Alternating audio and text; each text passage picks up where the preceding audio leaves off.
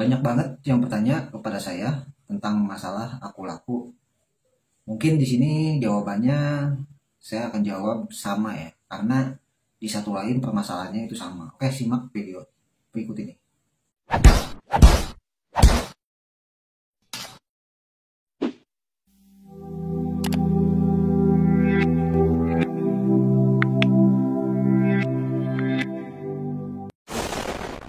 Assalamualaikum warahmatullahi wabarakatuh. Jumpa lagi di channel Yuri Official. Pada kesempatan kali ini saya akan menjawab ya.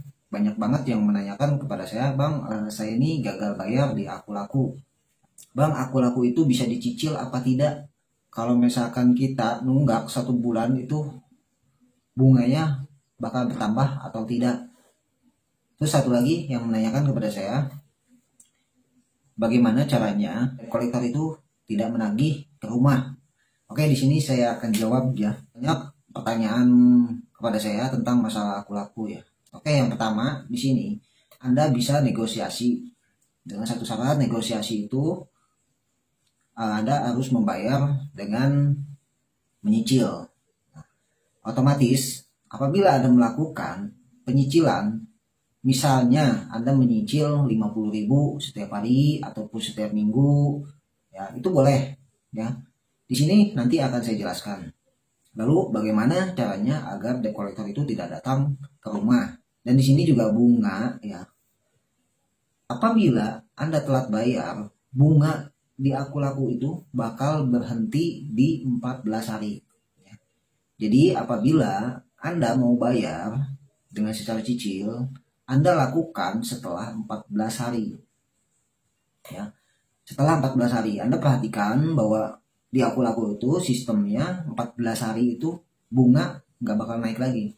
Karena memang peraturan dia. Dengan Anda membayar cicil 50.000, ya, antisipasi supaya Anda itu tidak ditelepon dan Anda itu tidak dikunjungi ke rumah oleh debt collector. Ya. Jadi lakukan ya penyicilan setelah 14 hari. Banyak juga yang nanya kepada saya, Bang, untuk daerah ini didatangin gak ya? Oh, saya 3 bulan didatangin. Nah, itu memang ya, itu akan dijadwalkan karena mungkin dari tahun-tahun ini tuh kemungkinan orang tuh banyak gagal bayar ya di aku laku. Jadi dia ada penjadwalan untuk datang ke rumah. Nah, di satu lain, aku laku itu 90 hari ya. Setelah 90 hari itu, maka penagihan di telepon melalui telepon ya, itu sudah di stop. Karena itu memang peraturan yang sudah terdaftar di OJK. Jadi apabila 90 hari Anda ditelepon masih belum bayar juga, nah otomatis setelah 90 hari data penagihan itu akan diserahkan ke debt collector. Oleh karena itu, debt collector akan mengunjungi ke rumah apabila Anda itu gagal bayar. Kemarin ada yang menanyakan kepada saya, Bang, daerah Sukabumi itu saya punya utang sekitaran 150.000 ya. Itu bakal datangin apa enggak ya?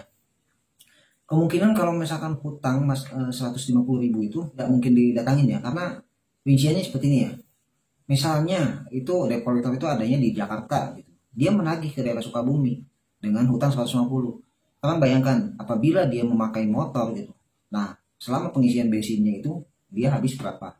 Sedangkan dia harus menagih utang 150.000, ya habis lah gitu. Jadi rinciannya ya seperti itu. Untuk mengurangi itu sih menurut saya ya, mungkin terserah Anda ya. Apabila Anda tidak percaya dengan saya, tidak jadi masalah. Kemungkinan yang 14 hari itu bunga akan di stop. Oleh karena itu, apabila Anda telat bayar ya, Anda telat bayar 1 minggu atau 2 hari, Anda usahakan Anda itu harus menunggu setelah 14 hari ya. Setelah 14 hari Anda buktikan dulu 14 hari itu bunga Anda itu bertambah atau tidak. Juga ada yang nanya saya, dia itu takut ya, takut didatangin debt collector. Jadi persoalannya simpel sih ya. Apabila Anda gagal bayar, berarti Anda itu sudah siap untuk dikunjungin debt collector ke rumah Anda gitu kan.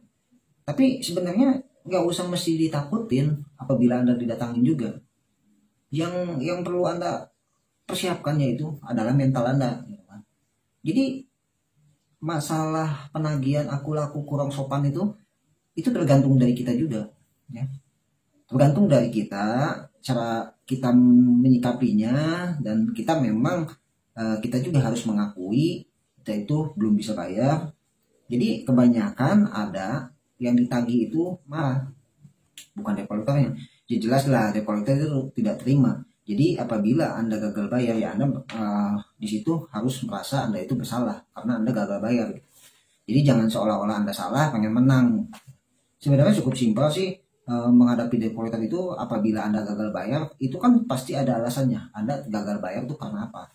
Apa Anda ada faktor ekonomi kurang baik, atau Anda usahanya lagi sepi?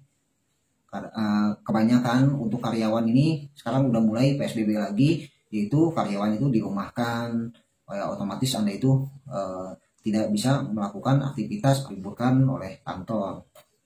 Jadi apabila kita bicara sebenarnya itu tidak jadi masalah. Cuman yang harus Anda ketahui itu, apabila Anda dikunjungi, apabila Anda ditelepon, ya Anda itu wajib merekam. Boleh deh istilahnya apabila Anda ditagih melalui telepon atau Anda dikunjungi, itu wajib Anda apabila ditelepon Anda wajib untuk merekamnya, ya.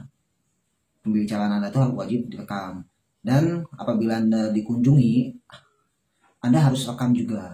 Apabila di rumah Anda ada adik ataupun teman, itu bisa rekam. Jadi Anda itu apabila didatangin, Anda jangan berhadapan sendiri.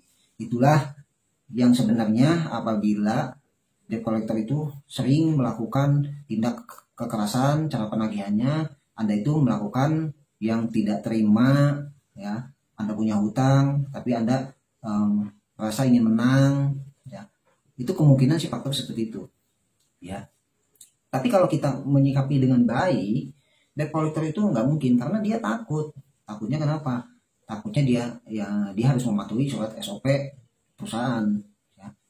Dia apabila dia melakukan hal-hal yang tidak diinginkan, di situ tercantumkan dari surat SOP perusahaan itu bahwa debt collector tuh memang tidak harus seperti itu. Kalau misalkan Anda itu nggak mau didatangin, caranya seperti itu. Ya. Anda harus menunggu 14 hari, lalu Anda bisa cicil, ya, hutang Anda mau 50.000 setiap minggunya, mau 100.000, itu terserah. Itu untuk menghindari tagihan di telepon atau kunjungan ke rumah. Ya. Itu yang saya sering lakukan, seperti itu sih.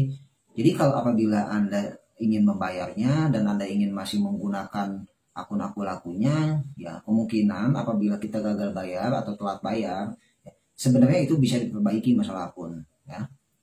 Cuman apabila Anda telat bayar 1 hari 2 hari, nah kemungkinan biasanya biaya checking Anda itu jelek, ya, dan skor kredit, ya, kredit poin Anda itu akan berkurang, otomatis limit pun dibekukan. Tapi gampang sih istilahnya, ya. Apabila kalian ingin membutuhkan lagi limit aku laku, Anda bisa cash lagi. Jadi seperti itu untuk meningkatkan kredit poin Anda, gitu kan. Tapi ya sebaliknya apabila Anda gagal bayar, ya otomatis biaya checking Anda bakal jelek. Jadi itu pertanyaan dari yang kemarin menanyakan kepada saya, itu sama ya jawabannya seperti itu. Kebanyakan yang gagal bayar, ya. Jadi kota-kota Anda itu apabila itu tergantung utang, ya. Tergantung utang untuk daerah mananya. Kemungkinan yang akan didatangin daerah Bogor udah pasti, ya. Bandung kemarin juga saya udah podcast, ya, orang Bandung datangin. Jakarta apalagi itu pusatnya. Jawa juga didatangin, ya. Jawa, Sukabumi udah pasti didatangin, ya. Pokoknya yang daerah-daerah Jabodetabek aja.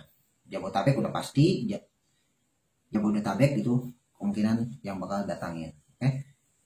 Cukup sekian info dari saya, semoga ini menjadi wawasan Anda.